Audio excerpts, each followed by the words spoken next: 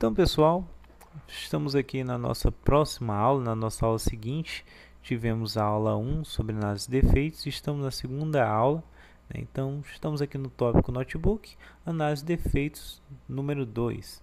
E os defeitos que iremos analisar nessa aula são os seguintes: notebook com teclas falhando no teclado. Segundo defeito, touchpad não funciona. Terceiro defeito, equipamento não conecta à internet. Quarto defeito, equipamento sem áudio. Então, como nós podemos estar fazendo um diagnóstico e análise desses defeitos? Então, é tudo uma questão de lógica. E eu quero que você me acompanhe nessa análise para que você veja que não tem nenhum mistério, que a coisa é bem tranquila de ser entendida, ok? Claro que você vai ter que fazer diversos testes, mas esses testes são às vezes autoexplicáveis, é algo dedutivo muitas das vezes, ok? Então vamos começar aí pela ideia do notebook com teclas falhando. E aí, como resolver esse problema? O que pode estar ocasionando esse problema? Então vamos lá. Então, esse problema ele pode estar sendo ocasionado pelo seguinte defeito: o teclado está ruim. Na maioria das vezes, muitos técnicos, quando pegam um notebook que está com as teclas falhando, eles simplesmente resolvem condenar de imediato o teclado, sendo que nem sempre o problema é de tão fácil solução assim. Não é somente trocar o teclado, não. Já peguei diversos exemplos de técnicos que condenaram o teclado do cliente, compraram um teclado novo e quando foi ver, o problema não era o teclado. Ok? Então, muito cuidado quanto a isso. O ideal é você ter sucata. Você tendo sucata, você consegue estar aí tendo peças para testes. Principalmente se você trabalhar somente com notebooks, é legal você com o tempo ir acumulando sucatas e tendo aí peças para testes. Infelizmente, os teclados variam bastante modelo para modelo, mas o ideal mesmo é você conseguir testar o notebook com outro teclado. Por quê? Porque às vezes o defeito está na placa-mãe. Existe um componente na placa-mãe chamado Super I/O. Esse componente ele gerencia o teclado. Então, imagina só, são diversas perninhas, são 128 perninhas ao redor desse componente, minúsculas. E algumas dessas perninhas são as responsáveis pelos sinais do teclado. Ou seja, quando você aperta uma tecla, esse comando vai direto para esse componente chamado Super I/O. Então, se os pinos começarem a oxidar, automaticamente você não vai conseguir estar inserindo esse comando lá nesse chip. Ou seja, vai haver um erro de comunicação. Não somente se houver uma oxidação no pino direto do chip, mas também no meio do caminho entre o conector do teclado até esse componente. Pode estar tendo algum impedimento, alguma oxidação, alguma sujeira que está impedindo esse sinal de chegar até o seu destino. E aí, muitas vezes você pensa, é o teclado que está com defeito. Você vai lá e troca o teclado. E não é, ok? Outra coisa, às vezes o problema não está nem no teclado e nem na placa-mãe em si. O problema está no conector do teclado, que por vezes acumula poeira, acumula sujeira, cria uma crosta por cima do contato de cobre e isso acaba ocasionando interferências no teclado. Então você pode estar efetuando a limpeza, mas muito cuidado. Muitos teclados utilizam uma fina camada de grafite. E essa camada, se você usar, por exemplo, álcool ou material abrasivo, você vai estar removendo facilmente essa camada de borracha. Então, muito cuidado do material que você vai utilizar. Essa camada de borracha, a camada de álcool, caso você use álcool, ou algo mais forte. Então, você tem que usar um material que não corra o risco de remover essa tinta. Você pode passar uma borrachinha de leve, prestando atenção se vai estar removendo ou não. Você pode estar aí fazendo uma limpeza, principalmente do conector, que às vezes a sujeira está dentro do conector e não necessariamente na parte do teclado que entra dentro do conector. Então você pode estar fazendo essa limpeza com escova antistática e com álcool isopropílico para ver se é somente isso, ok? Então, normalmente problema de teclado você vai resolver dessas formas. Eu não recomendo você tentar ajeitar um teclado de um cliente. Por quê? Você vai perder muito tempo desmontando o teclado tecla por tecla e no final das contas corre o risco do teclado ficar pior do que já estava quando você pegou. E aí o cliente vai querer o teclado dele do jeito que estava e você não vai conseguir deixar do jeito que estava. E aí você vai acabar dando um teclado novo para o cliente sem ele pagar nada. Infelizmente é isso que pode estar acontecendo caso você tente fazer a do bom moço de tentar ajudar o cliente reparando o teclado dele. Um teclado que às vezes é 80, 100 reais, você ter todo aquele trabalho de desmontar e montar novamente e ainda não dá certo. Então não compensa não, pessoal. Então o ideal mesmo, quando o defeito for constatado que é no teclado, o ideal é trocar o teclado, ok? Mas imagina só que o touchpad do notebook ele não está funcionando. O touchpad vai ser aquela barrinha, a partezinha que fica na frente do notebook, onde você desliza o dedo e mexe o mouse. Imagina só que o touch não está funcionando. E aí, o que pode estar ocasionando? Então, o primeiro ponto que pode estar ocasionando isso, eu coloquei aqui, mas não é nem questão de defeito no touch. O touchpad é muito difícil de dar defeito físico, ok? E além disso, ele é colado numa cola bem resistente e às vezes na tentativa do pessoal de tirar essa cola, descolar ela, acaba danificando a plaquinha do touch, ok? Então não recomendo remover o touch do lugar. Caso você tenha que trocar o touch e se não for possível tirar somente o touch, que existe alguns modelos em que o touch ele sai, ele é parafusado, não recomendo você tirar aquele adesivo do touch. O recomendado é você então trocar toda aquela base onde o touch está colado, ok? Isso se o defeito for no touch. Mas também muitas das vezes o problema está no cabo flat que liga o touch à placa-mãe do notebook. Esse cabo com o tempo ele vai se desgastando, dependendo da posição que ele fique, e isso vai fazendo com que haja um mau contato entre o touchpad e a placa-mãe, ocasionando então o seu mau funcionamento ou até mesmo o seu não funcionamento. Okay? Também pode estar ocasionando isso o fato de que o driver do touchpad ele possa estar corrompido, ele possa estar danificado. O driver é um programazinho que você instala no seu computador, no seu sistema operacional, que ele vai fazer a comunicação entre o seu sistema operacional e o seu dispositivo, como uma impressora, um mouse, um teclado, um pendrive, enfim. Vai ser aquele pacote que vai fazer com que o seu computador, o seu equipamento, converse com aquele periférico, tá ok? Então isso daí normalmente é um drive. Então pessoal, pode ser o drive corrompido, né? É uma das opções. Como você pode estar resolvendo isso? Reinstalando o drive. Você vai lá, desinstala o drive que está corrompido e reinstala ele, né, corretamente. Baixa o drive lá do site do fabricante e vê se vai normalizar, ok? Se você pegar um notebook em que o touch estiver desse jeito, ó, tá vendo isso? Tremendo, ó.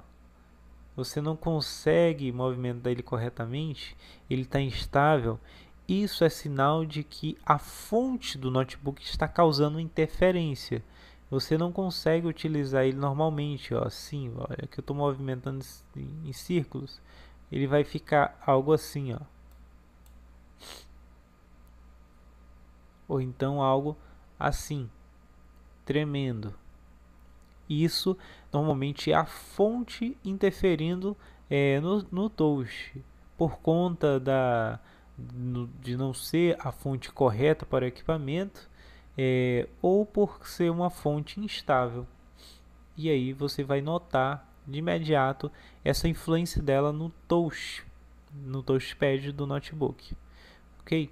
Então às vezes isso não é problema físico do notebook, é simplesmente problema com incompatibilidade com a fonte, ok? Outro problema que pode estar ocasionando esse não funcionamento do touch é a placa-mãe. Assim como no caso do teclado, o Super I/O, que é um componente na placa, ele é responsável por gerenciar o touch. Então, se houver algum defeito, alguma oxidação, alguma trilha rompida entre o conectorzinho do cabo flash do touch até o Super I/O, automaticamente o touch não vai funcionar corretamente, ok? Então aí você vai matar essa charada. Então, se o touch não funciona, o defeito vai estar em algum desses pontos. E em algum desses pontos você vai estar identificando aí a causa para o touch não estar funcionando, ok? E vamos ao próximo. Se você tiver, por exemplo, chegou nas suas mãos um equipamento de um cliente que ele não está conectando à internet. Então o cliente chegou com a reclamação: olha, meu computador ele não está acessando a internet. O primeiro teste que você deve fazer é o seguinte: você vai abrir o CMD. Eu vou abrir aqui um CMD para você ver. Olha só.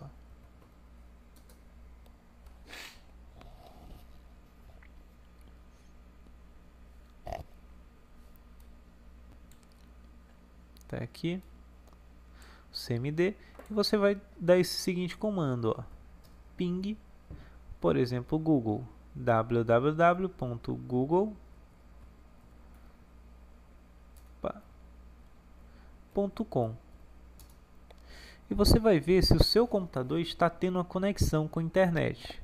Olha só,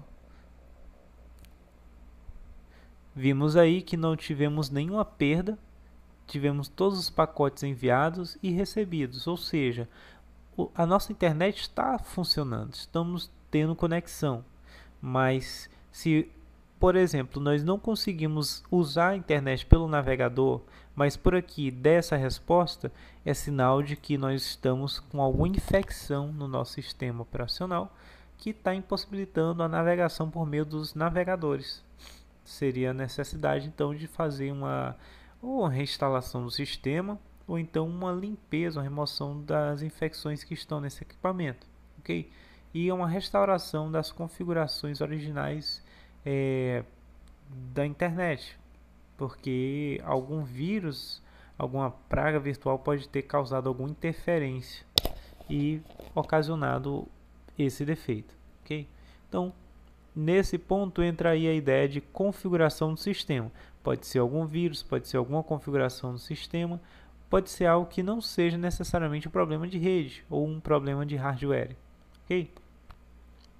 Mas se você testou o seu computador em outra rede e conectou normalmente e na sua rede não está funcionando, então automaticamente você já vai presumir que pode ser um defeito na rede, mas também pode ser outros defeitos, ok? Mas se em outra rede funcionou, é quase certeza que o problema vai estar na sua rede, no seu cabo, em algo que vai estar da placa de rede para trás e não da placa de rede para dentro do notebook, ok? Então, pode ser também um problema no adaptador de rede, pode ser a placa de rede que esteja com defeito. No caso dos notebooks, eles possuem uma entrada RJ45, essa entrada RJ45 pode estar com defeito, mas se a rede não pegar no RJ45, só no RJ45 e pegar via Wi-Fi, por exemplo, beleza, mas se não pegar em nenhum dos dois, já é outro sintoma de que pode ser um problema de sistema, porque dificilmente vai dar erro tanto na LAN quanto na WAN, na W1, né? Ou seja, não é comum dar defeito na entrada cabeada e ao mesmo tempo dar defeito na entrada via Wi-Fi, ok? Então, muito cuidado quanto a isso. Se tiver sem conexão, tanto pela entrada cabeada quanto pelo Wi-Fi, é sinal de defeito no sistema, ok? E se tiver, por exemplo, defeito, tiver somente a internet não está pegando no Wi-Fi, mas está pegando via internet cabeada, você pode cogitar a possibilidade de ser o adaptador de rede que esteja ruim. Então você pode estar trocando ele para fazer um teste para ver se vai continuar esse defeito. Se continuar o defeito, é sinal de que o problema não está nele, e sim na placa-mãe, ok? A placa-mãe pode estar com defeito, ocasionando essa instabilidade, o não acesso à internet, a navegação pode estar impedida, e normalmente nesses casos, até aquele teste que a gente fez via CMD, do ping, nesse teste vai funcionar, ok? Então o defeito vai estar na placa-mãe, possivelmente no CI controlador de rede, ou então no chamado chipset ponte-sul, ou a PCH pode estar com defeito, pontos que a gente viu em aulas anteriores, tá, ok? Pode ser também um problema de drive corrompido, então você vai estar aí também fazendo esse teste, reinstalando o drive do seu equipamento para ver se vai normalizar ou não, beleza? E aqui, por fim, temos a ideia de que um equipamento chegou para você reparar e ele está sem áudio. Primeiro ponto que a gente vai testar é drive corrompido, ver se o drive do equipamento está corrompido. Uma forma fácil da gente ver isso é, por exemplo, acessar o equipamento via um live CD. Pelo live CD, por exemplo, do Ubuntu, ou Ubuntu, como muitos preferem dizer, você vai acessar a internet utilizando um live CD do Linux e vai ver se vai sair o áudio. Se sair via Linux, se não sair via Windows, automaticamente você já sabe que é problema de sistema. Pode ser o driver que esteja corrompido, ok?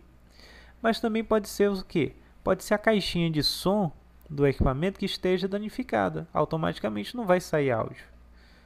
Mas tem outra dica, outro macete, outra dica matadora, que é o quê? Quando o plug do fone de ouvido ele danifica, dependendo da condição que ele se danifica, não sai áudio na saída das caixas de som. Como assim? Quando você pluga um fone de ouvido, o áudio não sai somente pelo fone de ouvido? Então, o fone de ouvido às vezes ele quebra de um jeito que ele fica como se tivesse um conector plugado, deixando o áudio sair somente para os fones de ouvido e não para as caixinhas de som. Então o defeito aí vai estar onde? No conector do fone de ouvido, que vai estar fechando o circuito, impedindo do áudio sair pelas caixinhas de som, ok? Então você olhou isso tudo e continua sem áudio, né? Pode ser um problema de sistema, então você vai ter que ver as configurações de áudio para ver se não tem nenhuma modificação ali que esteja atrapalhando a sua execução do áudio. Ok? E se mesmo assim todas essas possibilidades forem esgotadas, é sinal de que possivelmente o problema vai ser na placa-mãe, ok? Ou na PCH, na ponte-sul, ou então inclusive no CI que faz a regulação dos sinais de áudio, beleza? Então dessa forma a gente consegue estar aí diagnosticando alguns defeitos bem comuns que chegam nas bancadas das assistências todos os dias. E então você vai salvando esses mapinhas, esse mapa de diagnóstico, que isso vai ajudar muito você, quando você começar a receber os equipamentos dos clientes, a fazer um diagnóstico mais preciso, ok? Então, muito obrigado por você ter acompanhado essa aula e vamos que vamos até a próxima aula.